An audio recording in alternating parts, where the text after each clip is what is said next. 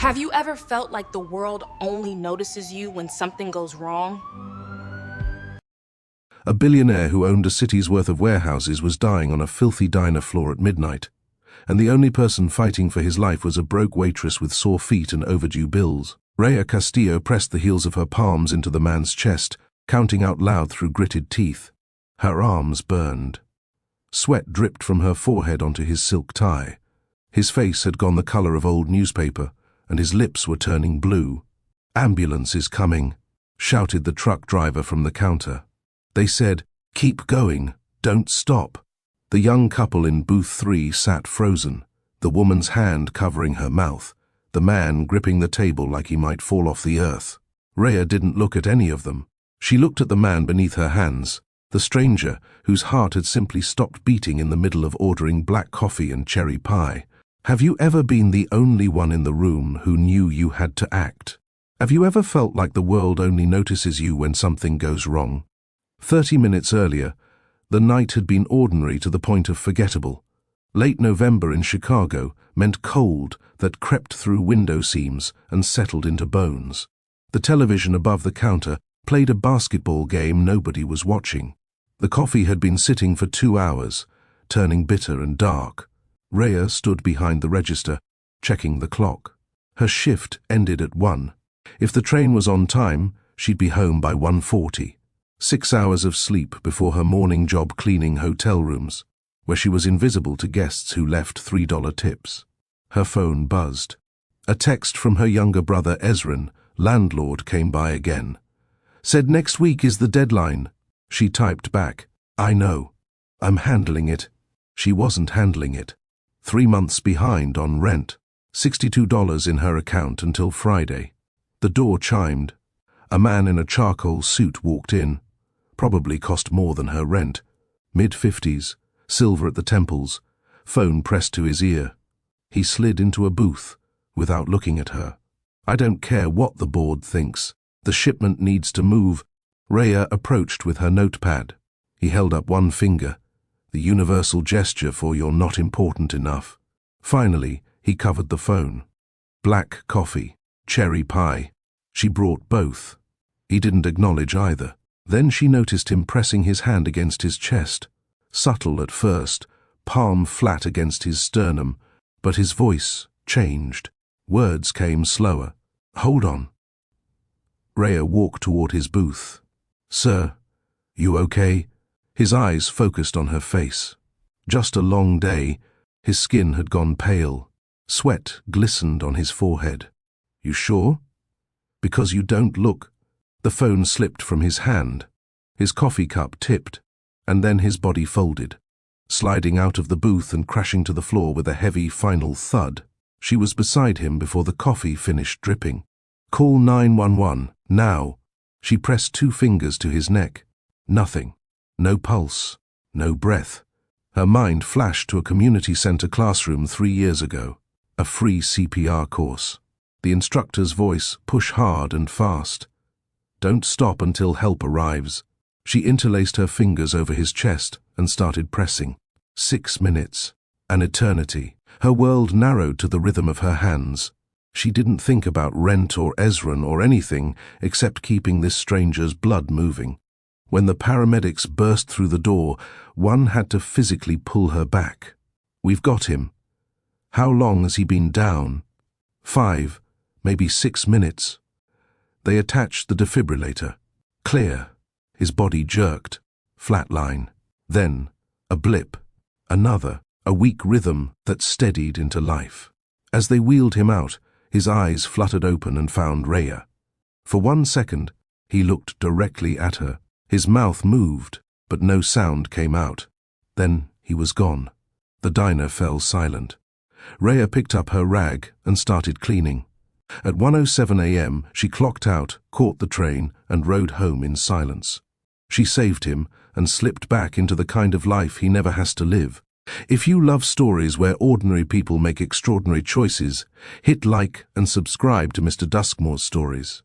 Tell me in the comments, would you freeze or would you jump in like Rheya? The train rattled through empty streets, carrying Rheya toward the south side. She sat alone in the back car, rubbing her wrists, where the strain of compressions had left them aching and stiff. Her reflection in the window looked like a stranger, hollow-eyed, exhausted, still wearing traces of a dead man's cologne on her uniform. Not dead. Almost dead. She'd kept him on this side of the line. She stepped off at her stop and walked 4 blocks to her building, a 3-story brick structure with a broken buzzer and hallway lights that flickered. The apartment was dark except for the glow of a laptop screen. Ezran sat slumped at the kitchen table, head resting on an open textbook, pencil still loosely gripped in his fingers. Half-finished calculus homework spread across the surface. He was 15, too young to carry what he carried, too old to pretend he didn't understand their situation. Rheya set down her bag quietly and moved to the refrigerator. The overdue electric bill was pinned there with a magnet shaped like a sunflower, their mother's favorite.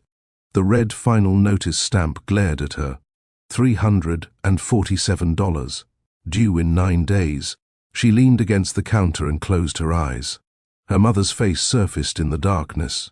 Rheya Castillo, 49, when the coughing started, 50 when the diagnosis came, 51 when she stopped breathing in a hospital room that smelled like antiseptic and broken promises. They'd avoided doctors for months because insurance had lapsed. By the time the coughing turned to blood, the cancer had spread from her lungs to her spine. The system had watched Rheya Castillo die in slow motion, then sent invoices for the privilege. The CPR class had been an accident. A flyer at the community center, free training, small gift card for completing the course. Rheya had gone for the gift card. Ezran needed school supplies. Afterward, walking home, she'd thought about her mother, about the months of waiting, the denial, the slow surrender. If nobody fought for Mom until it was too late, she'd told herself, I'll at least know how to fight for the next person. You look dead on your feet. Rheya opened her eyes. Ezran had lifted his head from the textbook, blinking at her with sleep-creased cheeks. Thanks. Love you too. He stretched. What time is it? Almost 2. Why aren't you in bed? Calculus test tomorrow. He squinted at her uniform. Is that coffee or blood? Coffee. Mostly. He rubbed his eyes. Why do you even take those night classes? When do you sleep? She sat down across from him. The classes are about understanding people, psychology, how systems work, how they fail, how they treat people like us. What's the point? Understanding is the one thing nobody can repossess. 30 miles north, in a private room at Northwestern Memorial Hospital, Dorian Vance opened his eyes. The ceiling was white. Machines beeped in steady intervals. His chest felt heavy, weighted, like someone had stacked stones on his sternum. A doctor stood at the foot of his bed. Mr. Vance, good to see you awake. Dorian's voice was a rasp. What happened? Cardiac arrest, triggered by ventricular arrhythmia. You have a congenital heart condition exacerbated by stress. Your heart stopped beating. For how long? Approximately 6 minutes. You were clinically dead for most of that time. Dorian closed his eyes. Dead. The word felt foreign. If the bystander hadn't started CPR immediately, the doctor continued, we wouldn't be having this conversation. She maintained blood flow to your brain long enough to prevent permanent damage. A nurse entered with medications. You're lucky. The girl who saved you didn't even wait around. Paramedics said she just went back to wiping down the counter. Dorian stared at the ceiling. He didn't know her name. But he knew one thing, he owed her a debt that couldn't be measured in dollars. Rheya thought she'd done what anyone would. Dorian knew almost no one in his world would have done the same, and he wasn't the type of man to forget a debt like that. 3 weeks passed. The hospital room with its beige walls and beeping monitors became a memory. The cardiologist's warnings became a folder of prescriptions that Dorian's assistant organized into a binder he rarely opened. He returned to work on day 12, against medical advice. The contrast was jarring. One moment he'd been lying in a narrow bed, wearing a thin gown, his life reduced to numbers on a screen. Now he stood in his corner office on the 47th floor, floor-to-ceiling windows framing the Chicago skyline.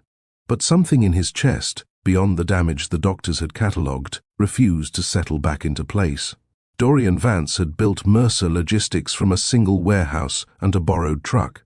30 years ago, he'd been a 23-year-old with empty pockets and a father who drunk himself into an early grave, leaving behind nothing but debts. Dorian swore he would never be that vulnerable again, never be at the mercy of landlords or creditors, or anyone who held power over his survival. So he became the one who held the power. Now his company owned distribution centers across 4 continents. His contracts moved goods for Fortune 500 corporations. His name appeared on buildings, on Forbes lists, on the speed dial of senators who needed campaign contributions. He controlled boardrooms. He controlled markets. He controlled outcomes. Or so he'd believed, until his heart stopped in a diner and his entire empire became irrelevant. Dorian sat at his desk, monitors displaying stock tickers and urgent emails from 3 different time zones. None of it held his attention. His mind kept returning to the floor, the cold linoleum against his back, the pressure of hands on his chest, pushing and pushing, refusing to let him go.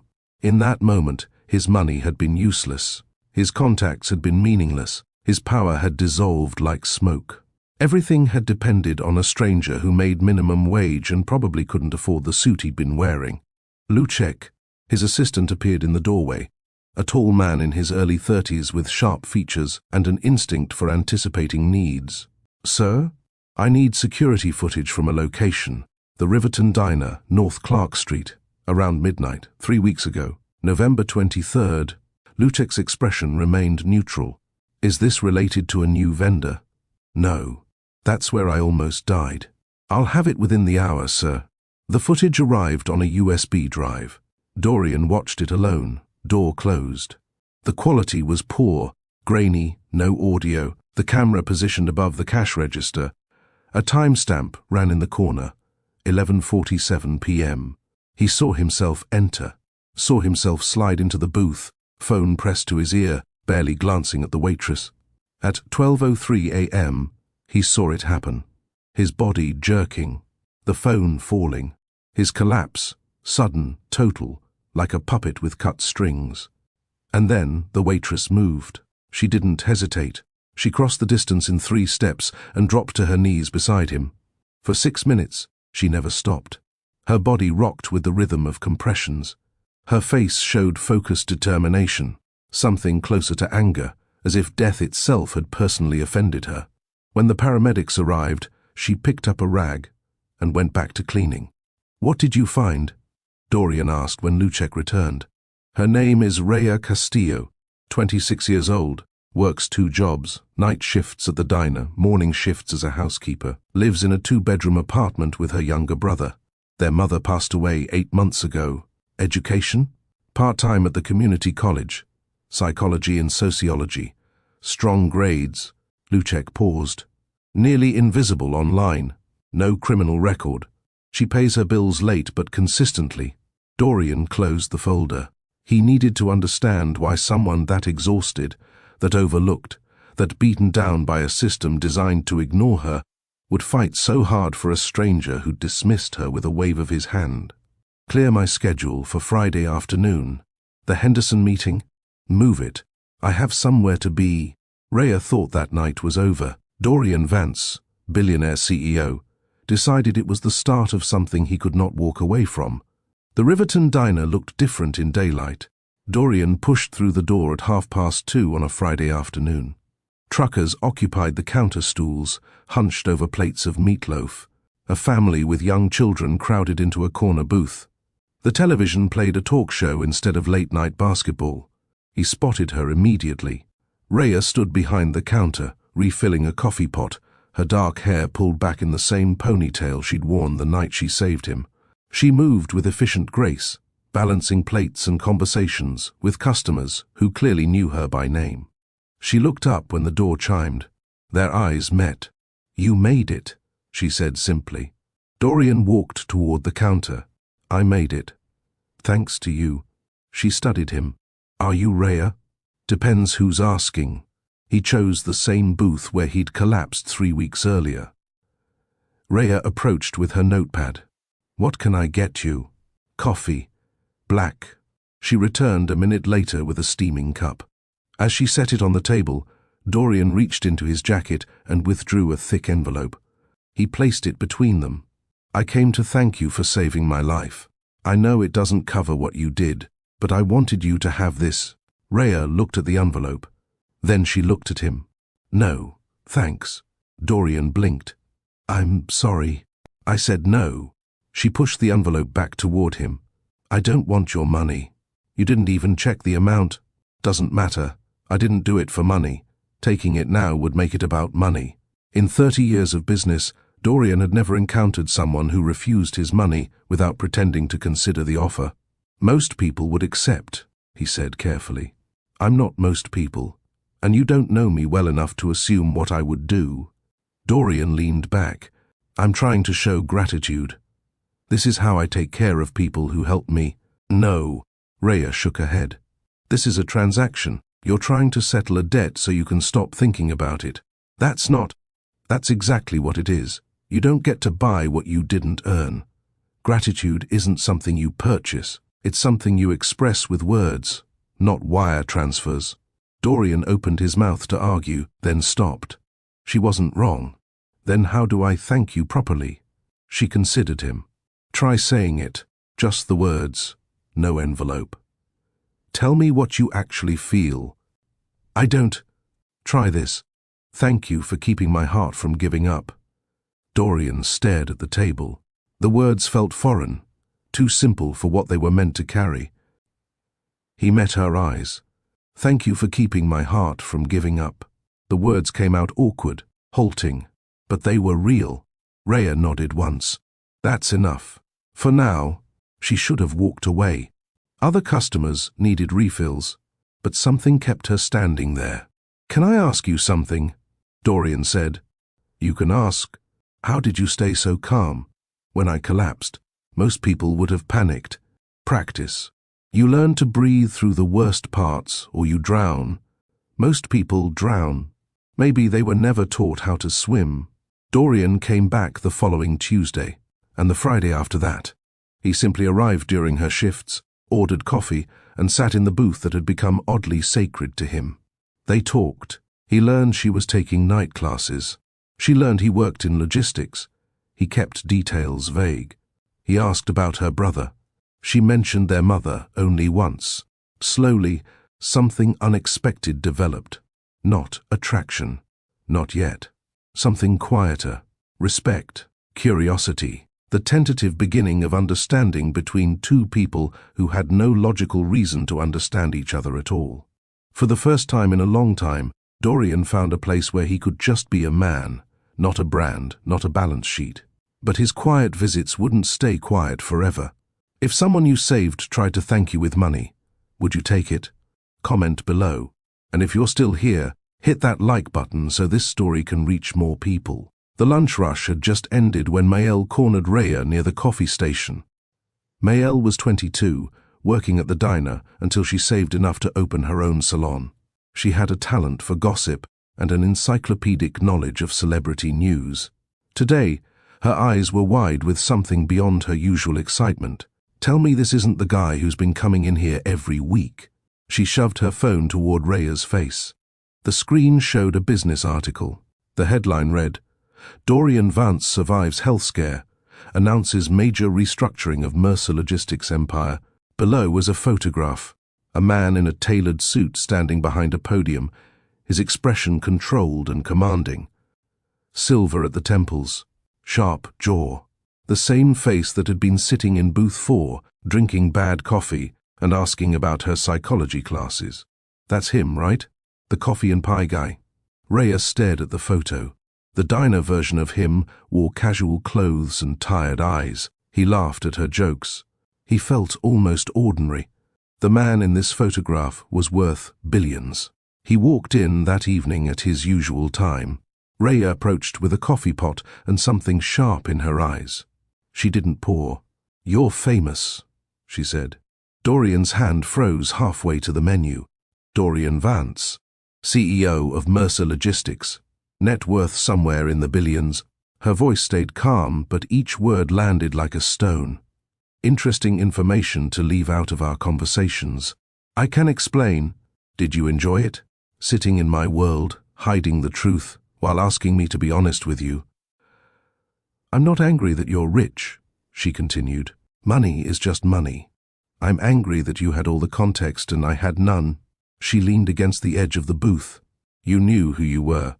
You knew what power you carry into every room, and you let me sit here thinking we were equals. Power isn't just money. It's information. Every time you walked in, you held cards I didn't know existed. I wasn't trying to hide. Intention doesn't matter. Impact does. Dorian exhaled slowly. You're right. I should have told you. Then why didn't you? Because here, I got to be just Dorian, not the CEO, not the name that makes people act differently. That's a luxury I don't get. I'm always just Rheya, the waitress with bills. If you want to keep coming here, she said finally, show up as the whole man, all the truth. Or don't show up at all. 3 days passed before he returned. This time, he didn't order coffee. He just started talking. I grew up in a one-bedroom apartment above a laundromat on the west side. My parents worked nights. When I was 11, my mother got hurt on the job. My father took shifts off to care for her. They let him go. 3 months later, we were evicted.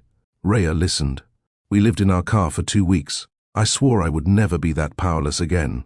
So I built walls. I built an empire. And somewhere along the way, I forgot that the walls were supposed to protect me, not imprison me.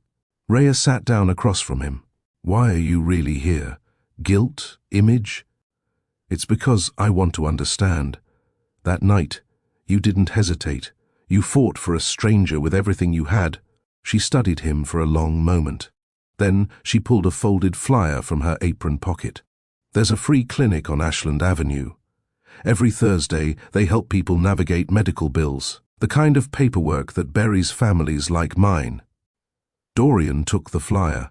Come as Dorian, not as the CEO, just a person sitting in a room full of people choosing between rent and survival. Why? Because you want to know why I wouldn't take your envelope. Come see what bills do to people like us. He thought he understood pressure. He'd never sat in a room full of people choosing between medicine and electricity. That was about to change. The Ashland Avenue Free Clinic occupied the ground floor of a converted warehouse, its windows covered with flyers advertising legal aid services and food assistance programs. Dorian arrived at 7 o'clock on Thursday evening, dressed in jeans and a plain sweater, clothes he'd had Lucek purchase because he didn't own anything that didn't cost more than most people's monthly rent. The waiting room was packed. Plastic chairs lined every wall, filled with people clutching folders of paperwork. A toddler slept in her mother's lap. An elderly man studied a crumpled letter like it contained a death sentence. 2 teenagers translated documents for their grandmother. Rheya met him at the door.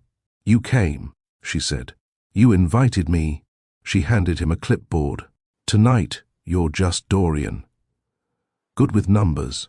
She led him to a folding table where volunteers helped people decode medical billing. Dorian sat across from an older man named Harold, who pushed a stack of papers toward him with trembling hands. I don't understand any of this. Every month the amount changes. Dorian picked up the first bill. Within 30 seconds, he found the problem. Duplicate charges. Administrative fees applied twice. A collection surcharge added before the payment deadline had passed. This is wrong, Dorian said quietly. Half of these charges shouldn't be here. The next person was a woman named Denise, 34, tired eyes, voice shaking when she spoke. Her daughter had broken her arm 3 months ago. The ER visit generated an $8,000 bill. I can pay rent, or I can pay this, not both. And if I don't pay rent, we're homeless. But if I don't pay this, they send it to collections. Dorian looked at the letterhead on the collection notice. The logo was familiar. He'd seen it in quarterly reports. The collection agency had contracts with Mercer Logistics for warehouse distribution. His empire was 1 degree of separation from the paper in this woman's hands. He stayed at the clinic until closing. Afterward, he sat in his car in the parking lot. His parents had been crushed by a system just like this one, and now he sat at the top of an empire that was 1 cog in the same machine. The emergency board meeting convened Monday morning. Dorian stood at the head of the conference table, facing 14 executives who expected quarterly updates. They did not expect what he was about to propose. Effective immediately, Mercer Logistics will implement the following policy changes. Hardship waivers for any customer facing documented financial crisis. We will not pursue collection actions against individuals below a defined income threshold. Murmurs rippled through the room. Second, we will cap fees that any affiliated collection agency can charge. Any partner that refuses will have their contract terminated. You're talking about millions in revenue, the CFO protested. Third, we are cutting ties with 3 collection agencies whose practices I've determined to be exploitative. The shareholders will never approve this. The shareholders will adapt. Or they can find another CEO. The vote was closer than anticipated. 3 board members walked out. 2 investors demanded private meetings. The CFO submitted his resignation, but the policies passed. He found Rheya at the diner the following Thursday. That's real, she said, when he finished explaining. More than I expected. It's not enough. No. But it's more than most people in your position would risk. She studied him. Did you do this for me? I did it because it was right. Will you keep doing it when I'm not in the room? When it costs you something and nobody thanks you? Yes. She held his eyes, searching for the lie. She didn't find one. Okay. I believe you. 2 weeks later, the dishwasher broke during the dinner rush. Dorian rolled up his sleeves and started scrubbing plates. His technique was terrible. Rheya laughed. A real laugh, unguarded and warm. Maybe there's hope for you yet. If you think people with power should be held accountable for how they use it, hit like and let me know in the comments what you'd change if you were in Dorian's shoes. The conversation started innocently enough. They were sitting in booth 4 after the dinner rush, empty coffee cups between them, when Dorian leaned forward with an expression Rheya had learned to recognize. His problem-solving face. I've been thinking, he said. Dangerous habit. Your tuition. You're working 2 jobs to pay for courses you can barely attend because you're exhausted. Rheya set down her cup. And let me pay for it. All of it. Tuition, books, whatever you need. You could quit 1 job, focus on school, actually sleep. His voice was earnest, his intentions genuine. He saw a problem and had resources to solve it. But something cold settled in her chest. No, Rheya, my life is not your project, Dorian. You don't get to write checks until problems disappear. Stand next to me. Don't try to rebuild me. Dorian was quiet, processing her refusal. What if there was another way? He asked finally. Scholarship foundations, blind applications, merit-based awards with no mention of me or what happened between us. She studied him, searching for the catch. You wouldn't be involved at all. Your transcripts, your essays, your record, they wouldn't know you from anyone else. And if I don't get it, then you don't get it. But at least you'd have a chance you didn't know existed. She considered this. Send me the information. But if I apply, I do it myself. Every word. 6 weeks later, the letter arrived. Plain white envelope, official letterhead. Rheya carried it upstairs without opening it, heart pounding. Ezran looked up from his homework. What's that? Maybe nothing, maybe everything. She slid her finger under the seal. We are pleased to inform you that you have been selected as a recipient of the Lakewood Foundation Academic Excellence Scholarship. Full tuition, book stipends, 2 years of support. What does it say? Tears formed at the edges of her eyes. It says I'm going to finish school. She found Dorian at booth 4 the following evening. I got it. The scholarship. Full tuition. Pride crossed his expression. Congratulations. I earned it. My transcripts, my essays, they chose me because of my work. I know. You earned it, Rheya. I just pointed at a door. You're the one who walked through. Winter settled over Chicago. They began spending time together outside the diner. One Sunday, Dorian took her to the west side, to a block of aging brick buildings. That's the laundromat, he said, pointing to a narrow storefront. We lived above it. 2nd floor, window on the left. Rheya looked up at the window. Do you ever think about going inside? Sometimes. But the ghosts are in my head, not in the building. She reached for his hand. His fingers closed around hers, warm despite the cold. We're both still climbing, she said quietly. Maybe we always will be. As weeks passed, Dorian learned to ask instead of assume. What do you need from me? Became his opening question, not what can I fix. Sometimes she needed advice, sometimes silence, sometimes just someone across from her while she complained about professors and transit delays. He learned that support wasn't about having answers. It was about showing up.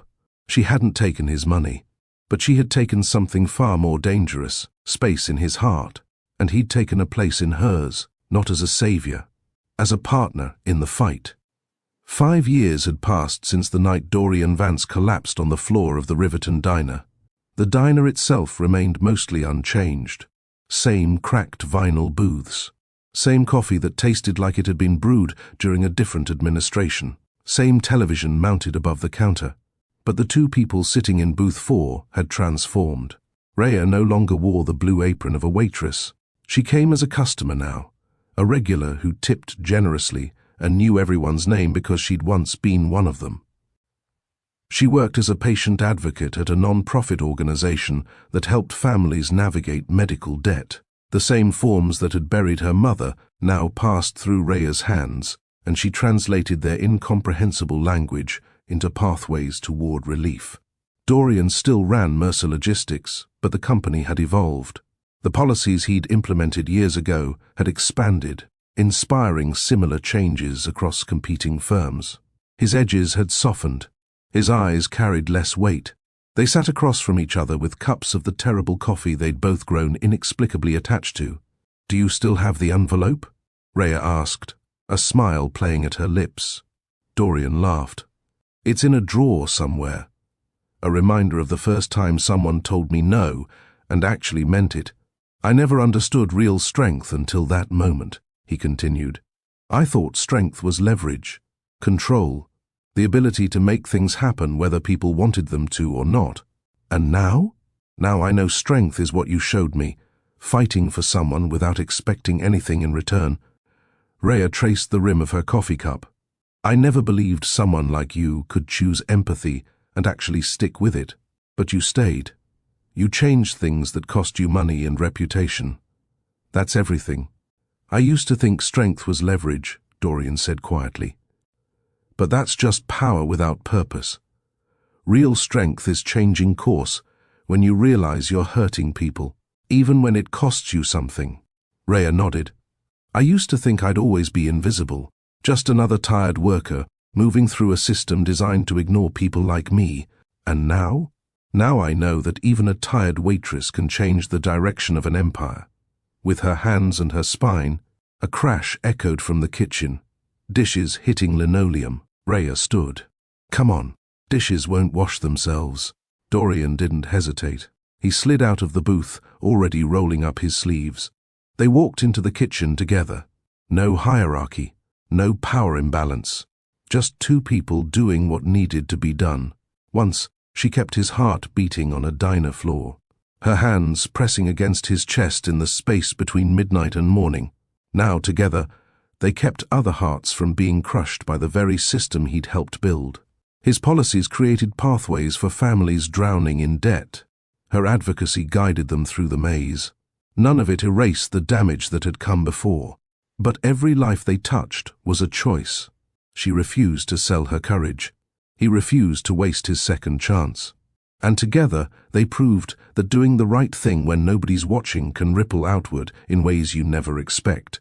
If this story touched you, take a moment to like the video, subscribe to Mr. Duskmore's stories, and share it with someone who needs a reminder that doing the right thing when nobody's watching can change more than one life. In the comments, tell me, what do you think is more powerful, money or the choice to stand up when it really counts?